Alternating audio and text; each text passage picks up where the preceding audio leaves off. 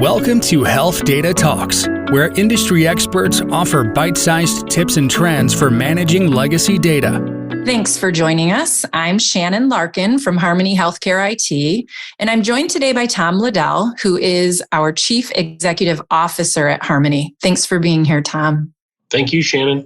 So I thought today we could spend some time just talking about an outlook for 2023 in the world of health data, and then maybe just talk about those in the healthcare ecosystem that are interacting with that data.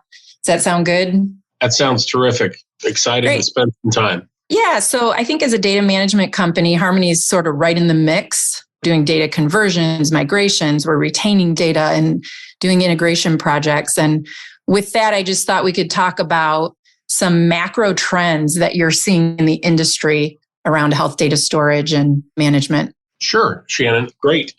Well, at the most macro level, there's been certainly economic pressure and instability in financial markets that's spilled over into all aspects of life, and healthcare especially has been impacted. So you're seeing announcements currently in the present year about losses, and I think they're going to mount, especially in the provider side. And by provider side, hospitals, physicians, people doing care, you name it, federally qualified health center, et cetera.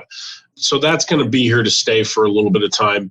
Workforce shortages are here as well. We have 10,000 people a day retiring and moving to Medicare, and that significant part of the labor force has been impacted.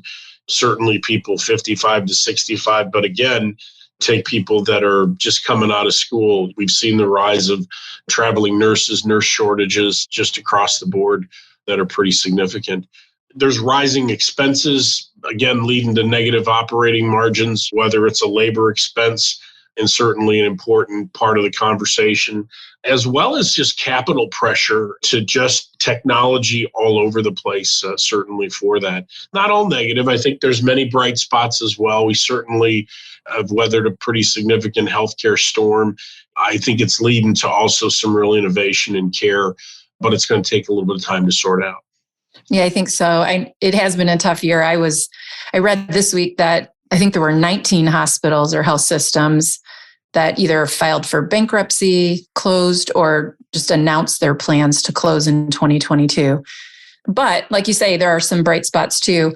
But for those that aren't really closing or facing the same challenges, but they might be tightening up their IT budgets, what role does Harmony play in helping them if they're really just kind of looking to scale back their IT budget? That's a really great question and observation. Our premise, what we're kind of built on essentially, is the fact that people have disparate systems. I'm going to call it in their broader inventories and their management schema. And in our world, it's a cost containment play. So if they're paying X dollars that are higher, we get them to Y dollars and we do it, which is a lower cost to operate it while managing that entire data process. That being a first principle for the things that we do. And it's built around trying to be a really good partner, responsive, dependable, resourceful. Sometimes people come to us and say, I got to make this happen in 3 months. And we figure out how to do that. In that preservation of data, we're helping people with migration. We call it archival, but it's really a transformative process that does that, and ultimately reducing that cost, but preserving that data. And honestly, even you'll see, we'll talk a little bit later probably about the care process that's there. My team often hears us talk about speed and quality, and they've embraced those two principles as we work together to help those health systems. Yeah, on the user update this past month, you kind of talked about speed and quality, and you also mentioned the rapid growth rate of health data. Can you speak to that a little bit? I found that interesting last month. Yeah, so a couple of big points of facts that are out there. About every 3 years right now, data is tripling. So we see that institutions are grappling with, and they're working their tails off to manage this ever-changing landscape, to say, how do I not just store it locally, but how do I use clouds or hybrid clouds or organizations to do that? And that gives rise to kind of centralizing data stores, really organizing that data in ways that really important, not only to the management that an institution has, but to the person that they're ultimately taking care of. We've expanded and we're managing all types of data. And if you think of it, when somebody says all types of data, everything from a click on a keyboard that's happened all the way through to voice and video. And as an example, you just think about people getting MRIs, our DICOM expansion this year and through the last, those image sizes are massive. And we've built an integration where you can use hybrid cloud storage, but also manage those and bring them up in a DICOM viewer and if need be part of the care process. So what we are working our tails off to do is to understand those explosions of data and how we can help those institutions manage that in the best form possible. Yeah, I would imagine DICOM, and I mean, that definitely takes up a lot of space. And I think we've had good reactions to the DICOM viewer that we released. So with all of that data growth, what about security? That's a pretty big topic. What are you seeing out there, or what would you recommend as a smart security investment? Well, first of all, you can't ever do enough, right? So we've watched both outside of healthcare and in healthcare, the business disruption that it causes. And when you're an institution of any size and you have the potential for threat or the potential for nefarious activity, ransomware all the way through, it's a very crippling moment. And so when it causes disruption, it's just something that all eyes, all hands have to be focused for that. So what we're seeing is this concept, security's gone from, hey, I need to think about it 10 years ago and be present to it, to it's become as important as managing information and as the care in an institution because of the disruption that occur, within that. So everything from, you'll hear people talk about, I've got to go out to endpoints, endpoint detection, geo mapping, all kinds of strategies that really try to shrink the concept that you might have a security or a privacy incident within an organization. You're hearing about 2 years ago, this concept of zero trust came out there, which is basically to say, hey, we're going to not trust anything, any data, any piece of equipment, any person coming in, but essentially use a verification process to be able to help people secure and work with information. And so we think that the best organizations will continue to sort of embrace that concept, and through frameworks like High Trust, which we have 600 plus controls, those are the kinds of things that put you in a position to try to both assist your customers as well as make certain that the things you do have that sort of zero trust concept baked in. Yeah, security is just so important. And like you said, you started out by saying hospital administration is trying to do more with less. And so security is one of those areas where I think you definitely need to make the investment and lock that data down. You don't really see it too. It's hard to go, well, what is security? I mean, I can see a scanner at a door or requiring an ID, but when it's digital, it's so hard to see that you just got attacked today 28,000 times by nefarious sites trying to break into your environment, as an example for that. So I think if you ask any administrator at an institution, it's going to be in their top 3 of challenges that they have to continue to manage.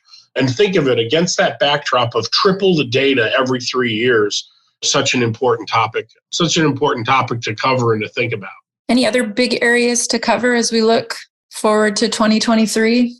I always like to think about the person and the care that we're trying to be a part of. And so the expansion of the Cures Act, just requiring PHI or electronic health information to be delivered across the continuum, not just current data, but other data that might be in the possession of that organization, I think continues to signify in healthcare that we put the person at the core of that. We try to organize that information as best we can and provide that. And the Cures Act is kind of one next step to that.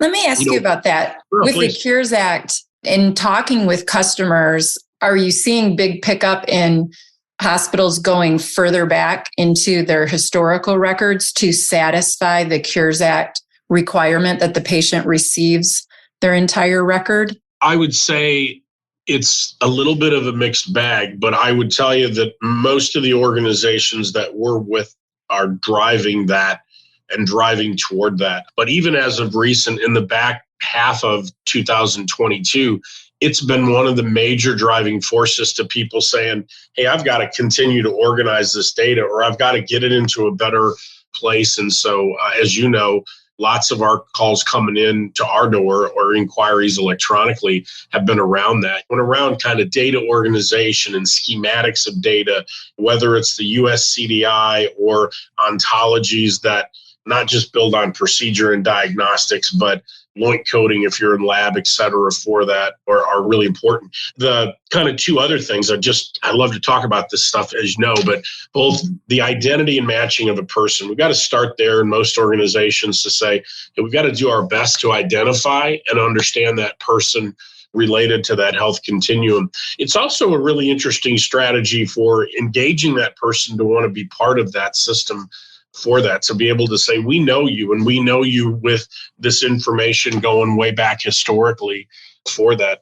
Second to kind of the Cures Act is this notion about deliverability, right? To get it organized in a way, disparate systems or disparate systems that are organized into a methodology, into a system, into an architecture that allow for you to parse and move that particular stuff. So we've worked really hard to make certain that it's integratable to the top leading electronic health records all the way right through to their patient portal and release that information. So pretty excited about that, and pretty excited about what that comes. One last thing, we had a great, back in San Antonio and Chime this past November, we had a terrific focus group, and just the energy in that room around describing the needs and how that's going to be so important was pretty exciting for me to see those healthcare leaders saying, yeah, we're embracing it and we're going to make that happen. For interoperability, you mean? So taking the historical record to get it to the consumer. Absolutely. And you're saying, and that's going right to the portal of the major EHR. So does the patient just download it then? We all know, I shouldn't say we all know, but in the Cures Act,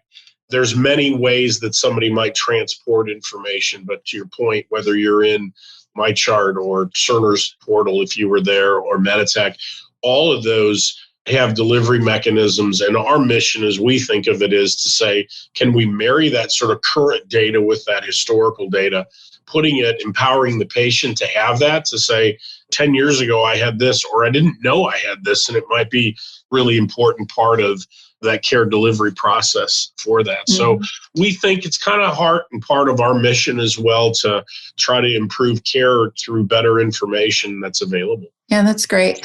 So interoperability sounds like a big theme for 2022. The DICOM viewer that you mentioned was a big and good product release.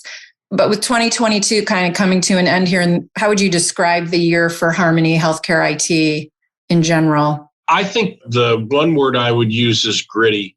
It's been a very transformative year, and lots of demands that we might have seen coming, and they came to fruition that have forced us to kind of keep our sleeves rolled up and really working hard on behalf of our customers, and kind of working through challenges that heretofore we hadn't expected. But when I think of other things, we continue to execute, I believe, on our mission, as we talked about a little before, of just preserving vital information to improve the lives of others. And that you can hear it roll off my tongue. It's been rolling off my tongue for over 10 years. To say that's part and parcel to what we do. And so it drives the work that we do. Our platform has expanded, as we said, basically all forms of data. So whether it be a discrete system that's been in use for 20 years with over 30 hospitals, or critical access hospital in the middle of Kansas, that data is incredibly important. And we put it in a standards-based but kind of flexible approach that we think works really well for people, and it does. Lots of first-to-market innovators. We think we're really proud of the work that we're doing in leading interoperability in terms of the work that we're doing. Our mission needs to be to make the work that we do and the data that we preserve for people interoperable and available, and not just at a person level in care, but interoperable for research and other things that we do. A couple of other things, we tried to really work hard. Back in COVID, we assembled a team to say, let's be about the people that work for us and have continued on that mission really well over since our beginning. It's always driven by great people, great organizations are, and I'm really fortunate to have that. But we doubled down on trying to make our place a great place to work that has a wonderful team of experts and that has a collaborative sense about us. We like to talk about kind of serving the organization and serving others, with humility, kind of a humble approach. So we like our niche, as we like to say, of managing health data and the enterprises that we serve. Awesome. Yeah. And I think a lot of that grittiness kind of comes from having you at the helm. You're the kind of guy who is rolling his sleeves up right along with the rest of the team to get the work done. So we all appreciate that. Well, thanks. Those are kind words, but I would probably defer to my team for certain. But thank you again. Yeah. And thanks for joining us. Yeah, absolutely. Great. And to our audience, thanks for listening. Join us next time for another episode of HealthData Talks. That's it for this session of HealthData Talks. Check out helpful resources at Harmony HIT.